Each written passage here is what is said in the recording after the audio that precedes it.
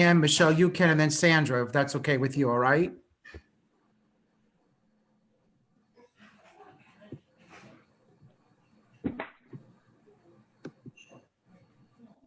All set.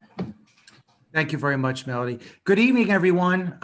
This is Anthony DiCarlo, Superintendent of Schools. I want to thank you for zooming into tonight's presentation on the Mahopac Central School District budget, as well as the Mahopac Public Library budget for this year. As we go through our presentation, there's a number of nuances this year with regards to the actual voting on both the school district budget as well as the library budget, and we'll take you through all that information. I'm now going to ask that my fellow colleagues that are on tonight's Zoom with me introduce themselves, if you wouldn't mind. Michelle? Hi, I'm Michelle Capizella, and I'm the director at the Mahopac Public Library. Sandra? Hi, I'm Sandra Cohesi. I'm the Assistant Superintendent for Business at Mahopac Central School District. So what we are going to do is we're going to briefly go through first, if Michelle, it's okay with you, and give an overview of the Mahopac Central School District budget. We're going to put that up now on the screen so everybody can see that.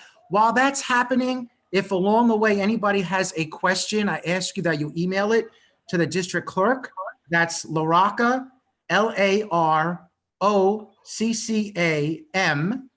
at mahopac.org. Again, during both these presentations tonight, should you have a question, you can email the district clerk. That's Larocca, LAROCCAM, that's as a Mary, at mahopac.org. Thank you. So myself and Sandra are going to go back and forth with our budget presentation and give you a little bit of an overview of the 2021 budget that was adopted by the Board of Education last week, and there'll be a budget hearing that'll take place this Thursday night. As we go through this, and you'll hear me say next, that means the district clerk will go to the next slide.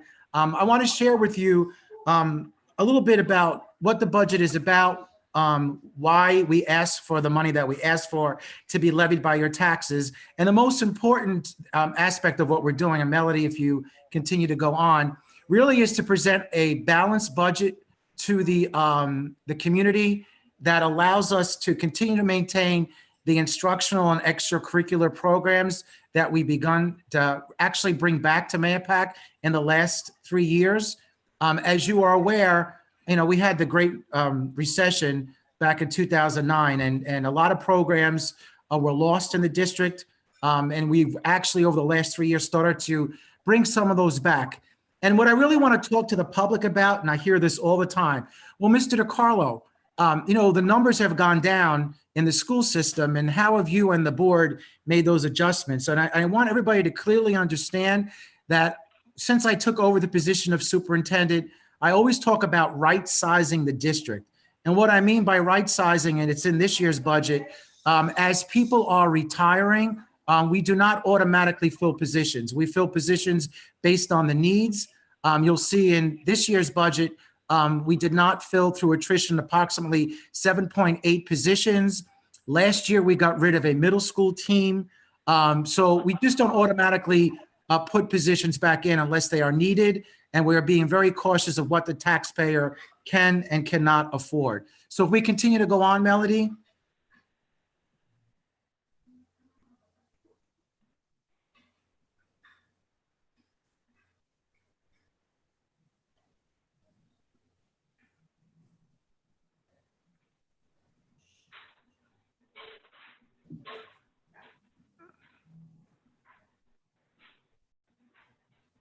Try the down arrow.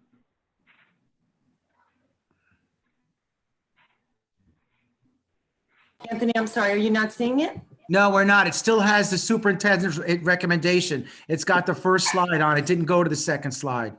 Oh, okay. It's showing it on my screen as gone to the second slide. Is it on yours, Sandra and Michelle? Did it move on your screen? It didn't. No, it didn't. So it's only yours that's seeing it. Okay.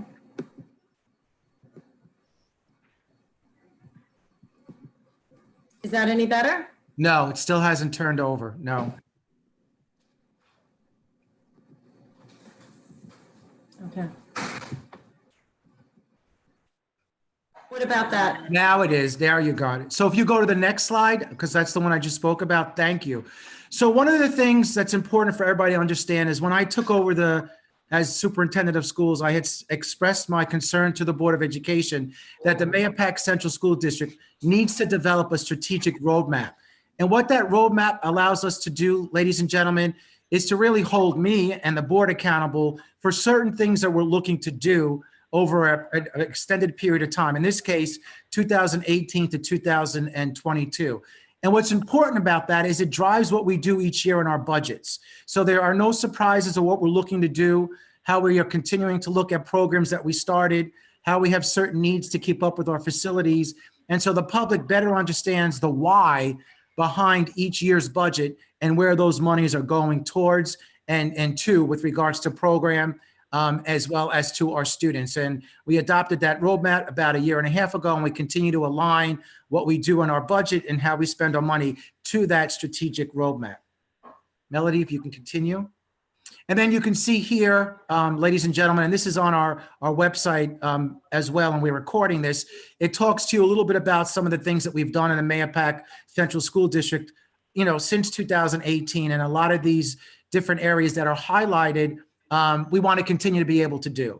And it's about instruction. It's about uniformity. One of the things that I heard for many, many years is, well, Mr. DeCarlo, we can tell where kids come from depending when they get up to 6th grade because, Lakeview does this better than Austin, or Austin does this better than Fulmer. And we're not all on the same page. And one of the things that we instituted in this map was reading, writing, and math. It doesn't matter whether you go to Austin, Fulmer, or Lakeview, all the kids are learning the same things at the same time with the same curriculum, and the assessments are all the same. So we really are streamlining that. I'm also very proud of the work that we've done with K to 12. As you know, if you've followed the papers recently, Mahopac High School has been awarded 2 prestigious awards over the last month. We were recognized by the state of New York as a recognition high school for its high performance, as well as being recognized by U.S. News and World Report as being a top school for the 2020 school year. So the things that we're doing, we want to continue to do, and that's really evident in what the taxpayers allowed us to do over the last number of years, and we want to be able to continue to do that. Melody, if you continue to go on, thank you. And I'm now going to turn this over to our Assistant Superintendent for Business, Sandra Cloesi, and she'll work through the better understanding of the numbers and how we got at this year's budget number for the 2021 school budget. Sandra? Connection, but I'm back now. So the budget itself is increasing to 125 million, but the increase there is 2.18%. But that 2.18% is not indicative of what's happening with your taxes. Your tax levy increase is $1,439,450, which is a 1.66% tax levy increase. The reason there's a difference in that number is because of fund balance and reserves. So our fund balance last year was 2.4 million. We increased that to 3 million. And this year we used reserves from our debt service. And by applying that, we were able to reduce the tax percentage. It was at 2.15. It brought it down to 1.66. So that's why there's a difference between the budget to budget and the tax levy. Though you're voting on the budget, it's the tax levy increase, that percentage, that will affect your individual taxes.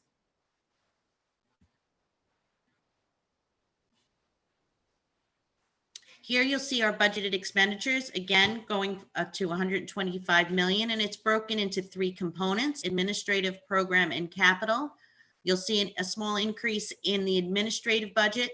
Most of the increase does affect the program budget, as it should. And then the capital budget actually has a slight decrease. So that is the 2.7 million increase on budget to budget.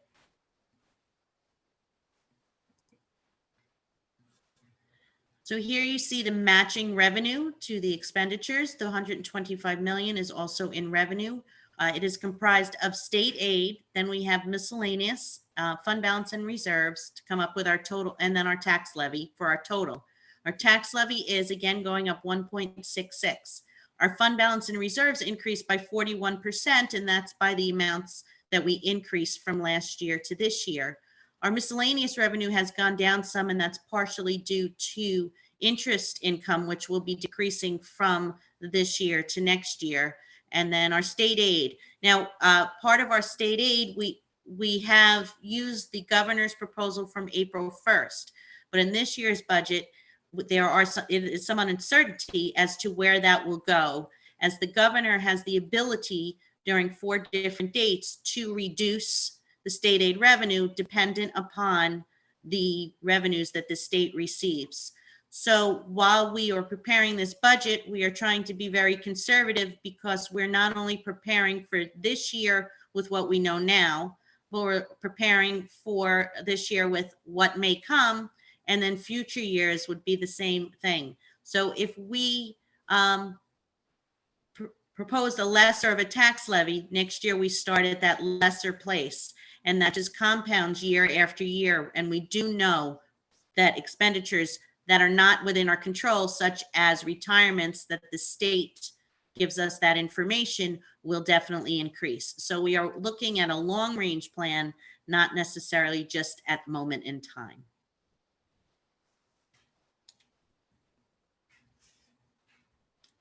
So Anthony, you're muted.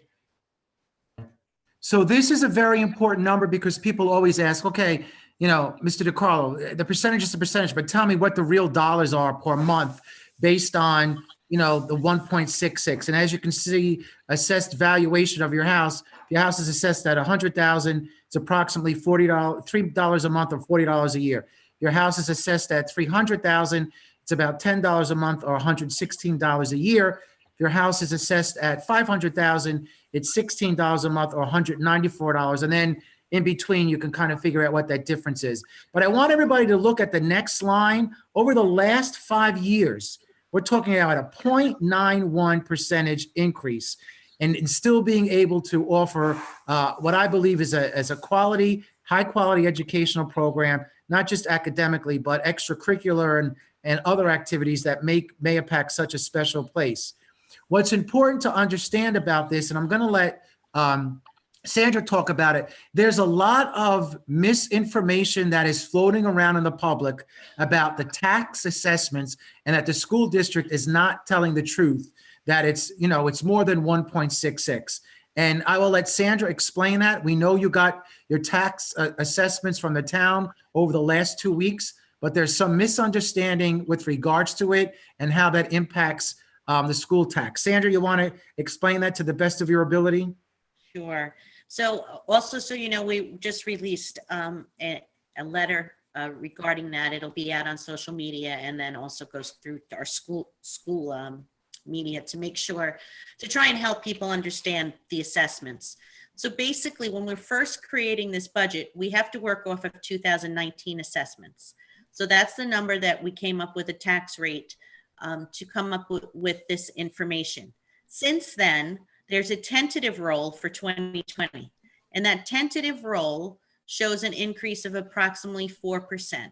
So that means overall, the entire tax levy assessments has increased. So with that being said, that means the pie is bigger. Now, some have been reassessed. When you are reassessed, the amount can come out higher or lower depending on your assessment. So say your increase was 3% over the pie, so your piece is smaller. And so what happens is when the total assessments go up, it actually has an inverse relationship with the tax rate. It will bring that tax rate down. So what you'll see in today's communication are some charts that show that on that $500,000 house where we said it was $194 or approximately $16. It's still approximately $16, but it's now we're averaging at $193. The tax rate came down. So the tax rate before was 23.24 is what we were estimating. With the new assessment numbers, the tax rate will now be $22.33. Again, that's an estimate because this is a tentative tax roll. But you'll see as those rolls go up, the actual tax rate goes down, the amount per 1,000 that you pay. Excuse me.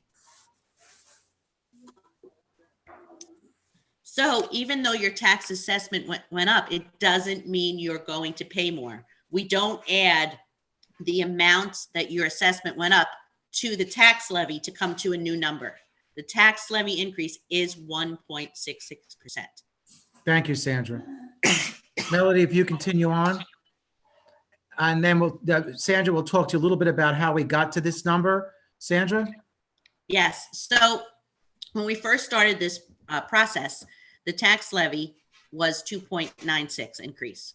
But thanks to Senator Harcum and his hard work, we were able to get amnesty from the governor for an old project, and we were able to increase our aid by $450,000. That aid then reduced our tax cap to 2.51. We then had a further reduction based on the interest rates, the current interest rates, and restructuring the amount we will borrow for the early phase of the capital project. We lowered that amount, which enabled us to bring that tax increase to 2.15%. Then as we were looking at the budget and the situation that everyone is facing right now, we decided we would use some reserve now to bring down that tax levy to 1.66. So again, one of those questions that comes out is, why can't we bring that tax levy down to 0? But we've already continued to bring that tax levy down, but we have to be careful because if we use it all now, we will not have it for next year. And so that kind of talks to fund balance, which I believe is the next slide. Yes. So when you use fund balance, if you don't replenish it each year with some type of surplus, that number will continue to go down. When we budget that, say that $3 million, if that $3 million isn't available for next year, we start with a deficit because that is a number that has to carry from year to year to year. It's a one-shot revenue. And unless we can replace it with some type of surplus, we will fall behind. And that would be detrimental to the school district and to the community and to the students, to the staff. That would create a problem in future budgeting. So again, we're looking at this not just as this year, and that we're able to bring it down for this year to the 1.66. But we also have to be careful not to take too much, or next year we could have serious problems. Sandra, do you want to talk to the public? Because there's another big question that's out there. Well, Mr. DiCarlo and Mrs. Cloesi, you're saving money now, right? You haven't had kids in school. The buses haven't run. You haven't had to use fuel. Can you talk a little bit about that issue and what the public should better understand about what's happened with those savings and really how much it really is or isn't, and then, what we're doing moving forward? So we do have some savings, and I'll use just transportation as an example. Transportation will show that we have a surplus of about $750,000 from not transporting from March until the end of the school year. Well, that money now you see is in our increase in our fund balance.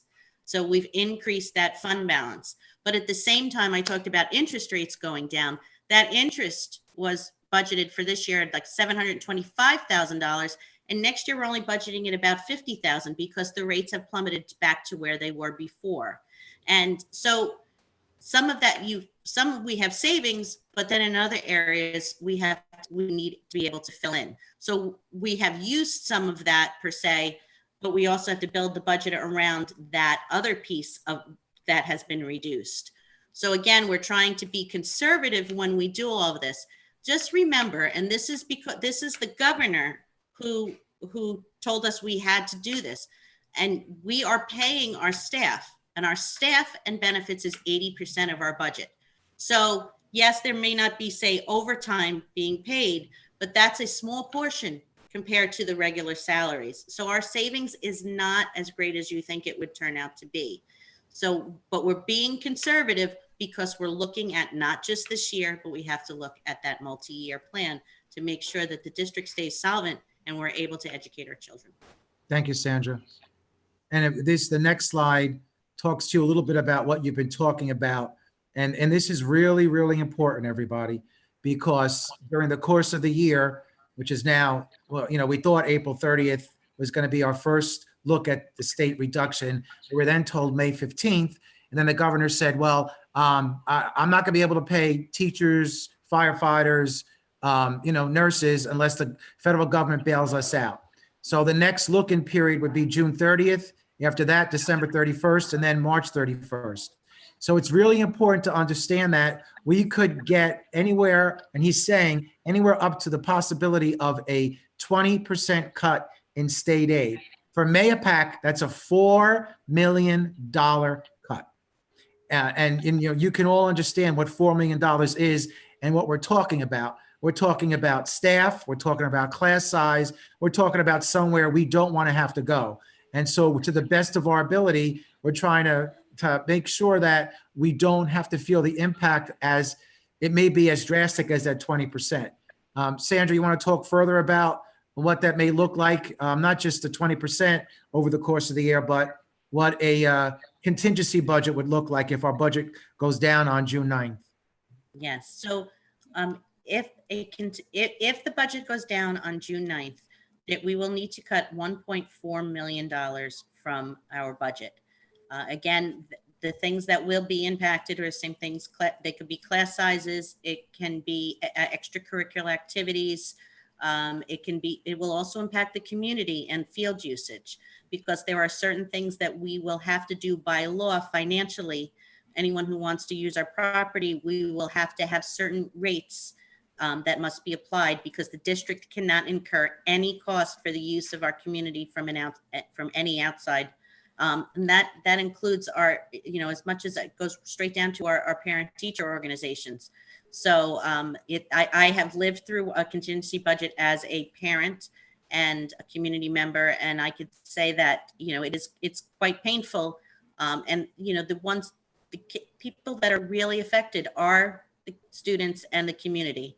So we would have to cut that 1.4 million. If on top of that we had a 20% state aid reduction, we're talking over $5 million. That is not something the district is completely insulated against. So that's why we're working hard to do the best we can to get through this year with putting a new low tax rate in for next year, and try to make sure that, if anything like this does come down, that we can try and weather the storm with the least amount of impact. And also there's a question that's always out there about, we know this community, had an austerity budget a number of years ago. It is illegal to pay for play. I want to make that clear. I know this happened a number of years ago, and there were people in the community who said, well, if kids want to play sports and kids want to be in band or chorus or extracurricular activities, then let their parents pay for it. You cannot do that. It is not allowed by state statute. So I want to make that clear, because again, there's a lot of conversation in the community floating with regards to that. We are not allowed to do that by state law. So I want to make sure everybody understands that. If we can continue to go on, Melody.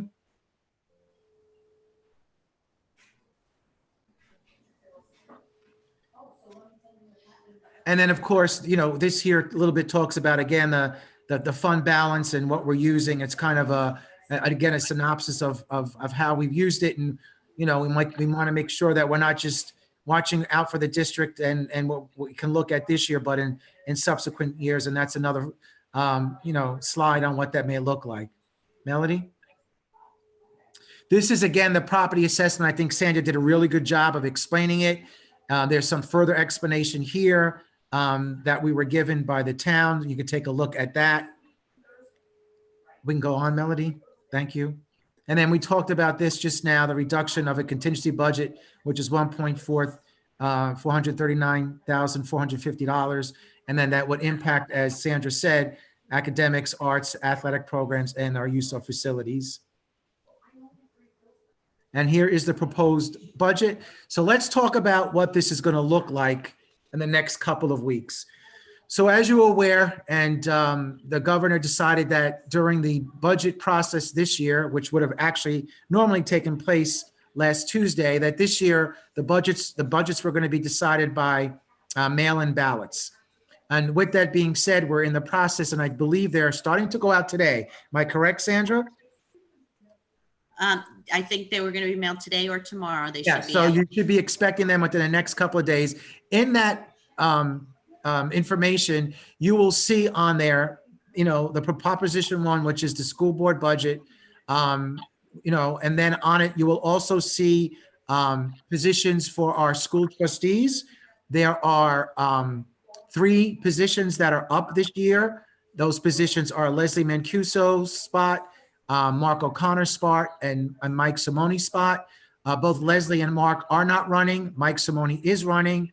We have 4 individuals running this year. They are Mike Simone, they are Gil McMahon, they are Ben DeLulio, and Tanner McCracken. So they are 4 individuals running for 3 seats. That will also be on the ballot, in which you will pick 3 of those individuals.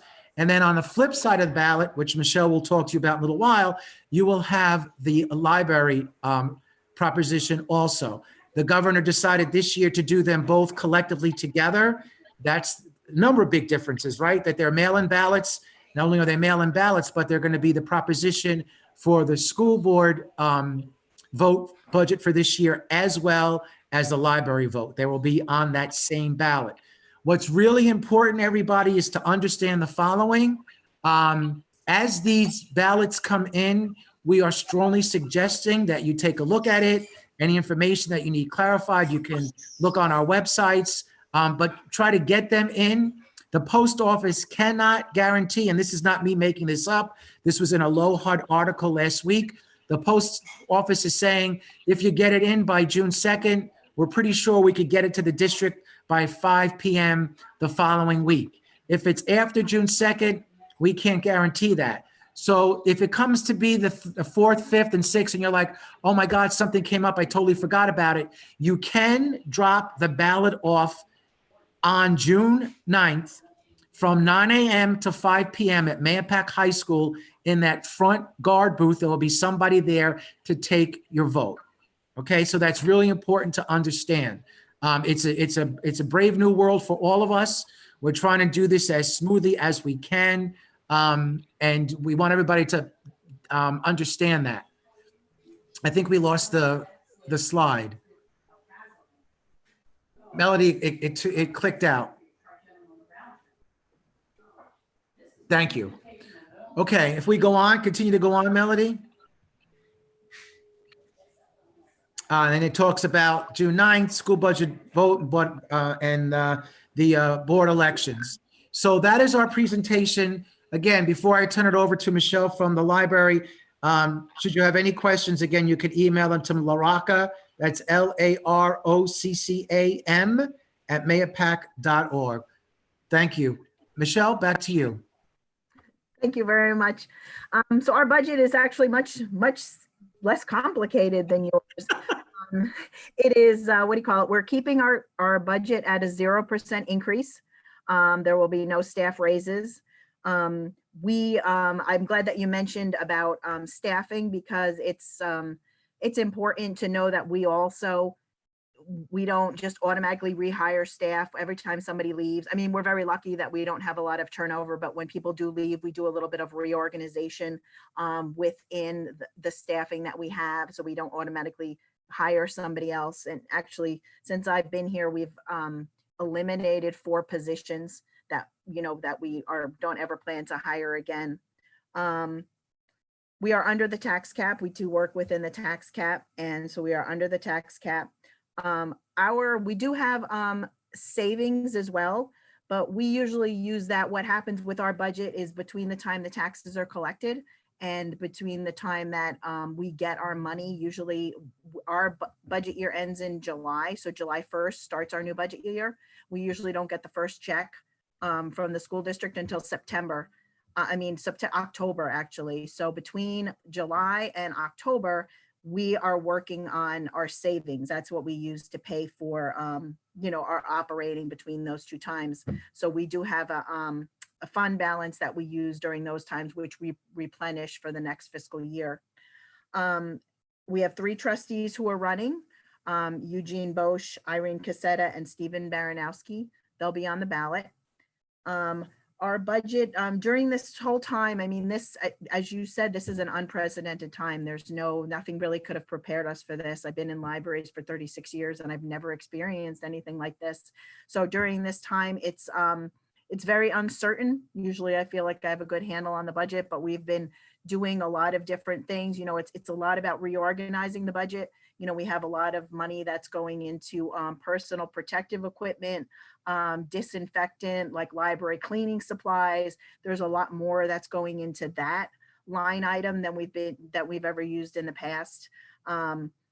When this all happened, and I'm sure this is exactly the same with the teachers, is you don't have a baseline for this. So when we closed our building to the public, you know, the staff, we've still had some staff coming into the building to do different things, to pay bills. But all of our staff has been working from home. Everyone's been doing things, trying to figure out, you know, when it first happened, we were trying to figure out how we can provide the services for what's, you know, we are used to doing a one-on-one. We're dealing with the public. You don't do a lot of things, you know, virtually. People come in the building and you give them their readers advisory and you help them with the computers, and it's all very, very close. So it was, when this happened, we were kind of like, how do we do this? So a lot of it, the beginning was, how can we bring these services to the public? It was a lot of reorganizing. It was a lot of learning how to, you know, I never Zoomed, I never go to meeting, and you know, frankly, I'm still not very good at it, but was learning how to do that and to provide the services to the people that we kind of provide in-house. So we've set up, you know, virtual notary services. We've done that. We've done a lot of, you know, technical assistance, online technical assistance, and resume help. We've added in something called Help Now, which is like an online tutoring service to help with I know a lot of the parents are overwhelmed with having to, you know, work with their kids at home with the teachers. So we've added that service. We have something called Job Now, which is an online resume service. You can show your resume, you can send it to a professional and they'll look it over and they'll give you advice for that. So our staff has been doing things like, you know, looking at, you know, webinars on how to be safe, how to keep our public safe, because again, nobody really knew how to do that. So, you know, I've based the budget on past year's budgets, but I have a feeling that there's going to be a lot of, during the year, a lot of rejiggering, a lot of figuring out, like, you know, oh, I've budgeted this for books, but now we've got to spend more in the office equipment line because we need more personal protective equipment, or now we need more in the building supplies line because we need more disinfectant and things like that. So it's kind of very, it's going to be a very fluid budget. But we always work with what the budget. I'm confident that the budget is something that we definitely can work with and still provide the highest quality services for the Mahopac community. So, you know, that's kind of how I've done that. You know, we've also, you know, evaluating new things to add. We know we added Creative Bug, which is something that's kind of a little craft thing that people can go online and do crafts. And then figuring out a lot of the different procedures that we're going to have to do, sanitizing and doing an opening plan template. I'm sure you've had to do that, a business continuity plan and different things like that. But you know, everybody's been working really, really hard. And this budget is something that we've, you know, again, it's going to be a fluid budget. It's going to be things are going to have to be put into different, I have moved through different areas, but I'm confident that this budget we will work with this budget. Thank you, Michelle. And you said it so well. I mean, I think that this is, you know, what makes Mahopac such a special place is the community that, you know, that surrounds us, you know, really coming together in times of crisis when things happen. And, you know, this is new to everybody. And you mentioned it before about, you know, working together with families to try to help and support. You know, we're getting on to June and questions are going to start to be asked about what September looks like. And, you know, that's it, you know, things are changing literally day to day. So as we get that guidance from the state and we get a better understanding and what the rollout will be, you know, we'll be communicating that to the public. But, you know, the public has been resilient. They've been great. I mean, we're very blessed that our school district was one of the first, if not the first, out with remote learning and getting our kids to be able to get online and get that type of continuity of instruction to the best that you can over distance learning. And again, we thank the taxpayers for that, because this district a number of years ago made investments into Chromebooks, and now we're getting we're getting that back, because all of our kids K to 12 were able to get on to those devices and continue to do the work that's so important as each day goes by. So Michelle, we thank you again. To the public, thank you for listening. If any questions that you may have over the next couple of weeks, feel free to email us at the school. Again, laraka.m@mahopac.org. We thank you very much for your time and listening to tonight's presentation. Please look for those ballots in the mail over the next couple of days, and please make sure that you vote. Voting is the most important right that we have as citizens. Make sure to do that. Thanks again, everybody. Be well, be safe to all your families, and God bless. Have a great night. Thank you. Thank you.